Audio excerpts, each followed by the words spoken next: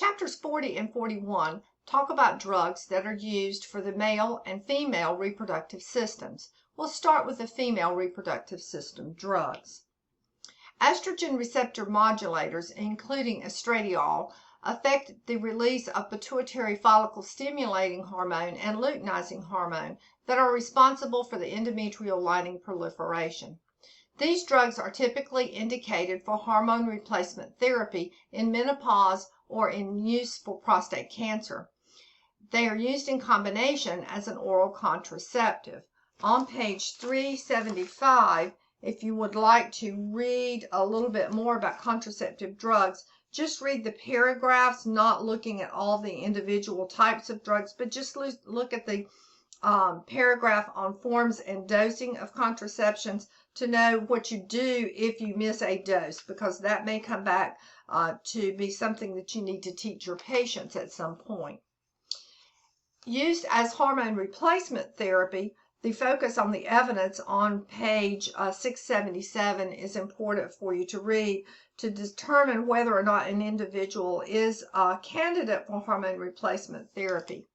One of the reasons that hormone replacement therapy would not be indicated would be the patient who has a history of breast cancer or any other estrogen-dependent cancer.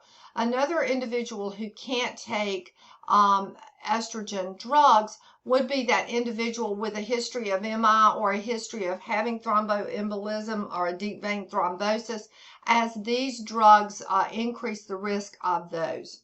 On page 681, you see a focus on herbal and alternative therapies, noting that black cohosh is one of those drugs that individuals often use to self-treat themselves for menopausal symptoms, and it does have some side effects that you need to read about. The focus on safe medication administration related to estrogen drugs is on page 680, and if you will read that little box as well, it will give you more insight into the use of these drugs and the adverse side effects that can occur. Other drugs include prostogens. These inhibit FSH and LH and prevent ovulation and inhibit uterine contractions and are used as a component of oral contraceptives with the estrogens. They also can lead to venous thromboembolism. They can lead to diplopia or migraine headaches, again, breakthrough vaginal bleeding or spotting, or even amenorrhea. These drugs are also responsible for the side effects that women often complain of fluid retention, edema, and weight gain. There are many drug-drug interactions, as we've talked about when we talked about antibiotics. The use of antibiotics and oral contraceptives lead to a decreased effectiveness of those oral contraceptives. There are also drug interactions with phenytoin, barbiturates, and St. John's wort. And again, as we've mentioned previously this semester, use of another method of contraception while on these oral progesterones and estrogens is extremely important. Moving on to fertility drugs. Fertility drugs are given to help increase the woman's ability to become pregnant. These drugs are usually considered after 1 year of attempting pregnancy without success. You need to determine the individual's cardiac function and perfusion as a baseline before beginning this therapy, and hormone levels need to be monitored to determine the effectiveness and to avoid overstimulation of the ovaries. They bind to estrogen receptors, increasing FSH and luteinizing hormone, which leads to that ovarian stimulation that's required for an individual to become pregnant.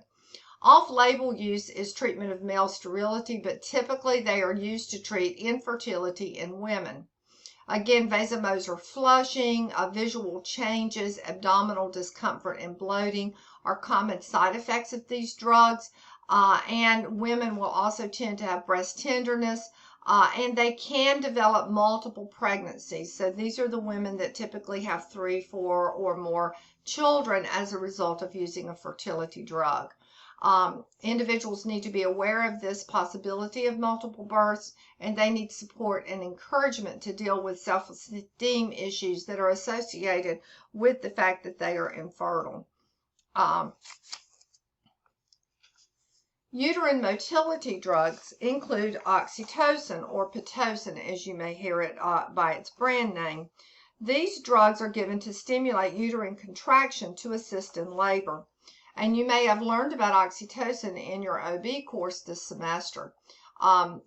It is used to induce labor by promoting uterine contractions. Postpartumly, it helps stimulate milk letdown as well, and can stimulate or reinforce that labor process.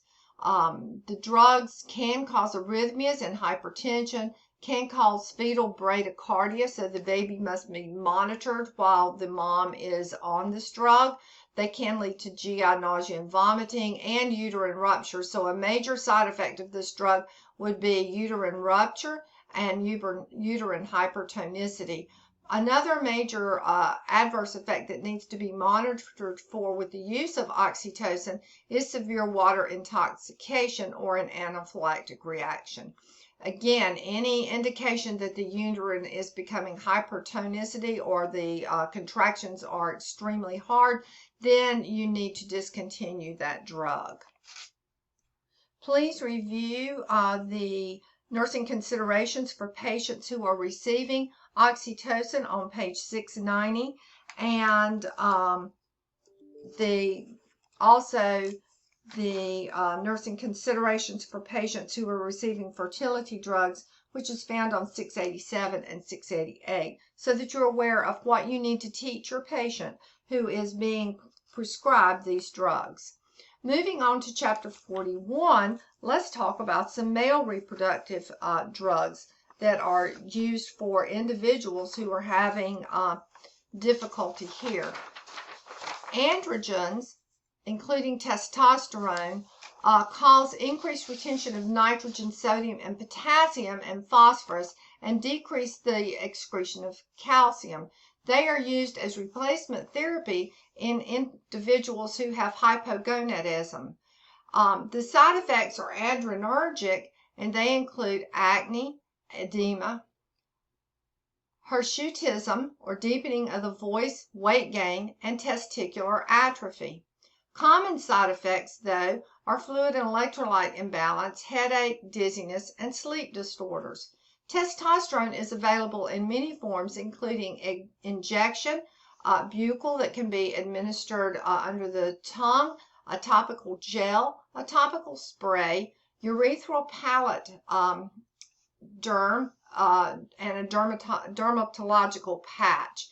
Patients who have liver dysfunction or cardiovascular disease need to be cautioned in the use of these drugs, and there is a black box warning to the risk of virilization in children who come in contact with testosterone via touching the clothes or the skin of a man who is using it, particularly in the gel form. So children who come in contact with testosterone are at risk of thromboembolic events, fetal abnormalities, hepatitis, intracranial hypertension, and decreased thyroid function and increased creatinine levels. Please review the nursing considerations for patients receiving androgens on page 699 and 700 in your text. Anabolic steroids are analogs of testosterone that have been developed to produce the tissue building effects of testosterone with less adrenergic effect.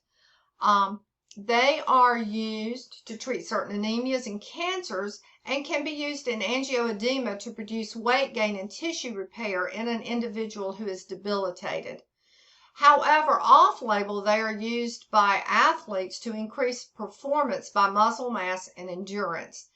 They are Class 3 controlled substances and are illegal to be used for those athletic performance enhancement reasons.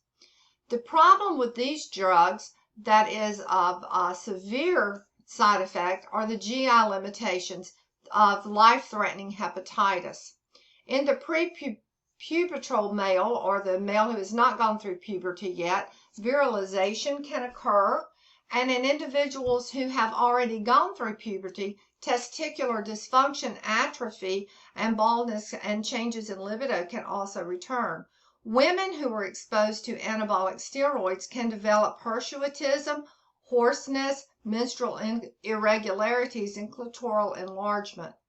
These drugs are contraindicated in any individual who already has liver dysfunction or coronary artery disease, or individuals with prostate or breast cancer. There are several drug-to-drug interactions, including anticoagulants, and they decrease the need for anti-diabetic agents because of the way they affect the blood glucose. The critical thinking experience on page 702 and 703 provide you with more information on the adverse effects of anabolic steroids use. Our final drug in this category are the PDE5 inhibitors. Sildenafil is often used to treat erectile dysfunction, or ED. It can also be used to treat pulmonary arterial hypertension and is commonly used for this reason. The adverse effects are priapism, fibrosis, and urinary tract infection. They can cause flushing and rash, headache, dyspepsia, nausea, and vomiting. See the Focus on Safe Medication experience on page 706 for your information about why individuals on this drug should not use grapefruit juice. This drug has an onset of 27 minutes after it is administered, and it should last only about 4 hours. Creating an erection that lasts more than 4 hours can create a problem and should be reported to the primary care provider. The drug is contraindicated in bleeding disorders, in coronary artery disease or CAD, individuals with peptic ulcers, hypo or hypertension, and again avoiding grapefruit. This drug must be avoided within 24 hours of use of a nitrate such as nitroglycerin because it causes sudden hypotension. For these two chapters, please review the summaries and the checking your understanding questions related to the individual drugs that we have chosen to use as exemplars for these two chapters.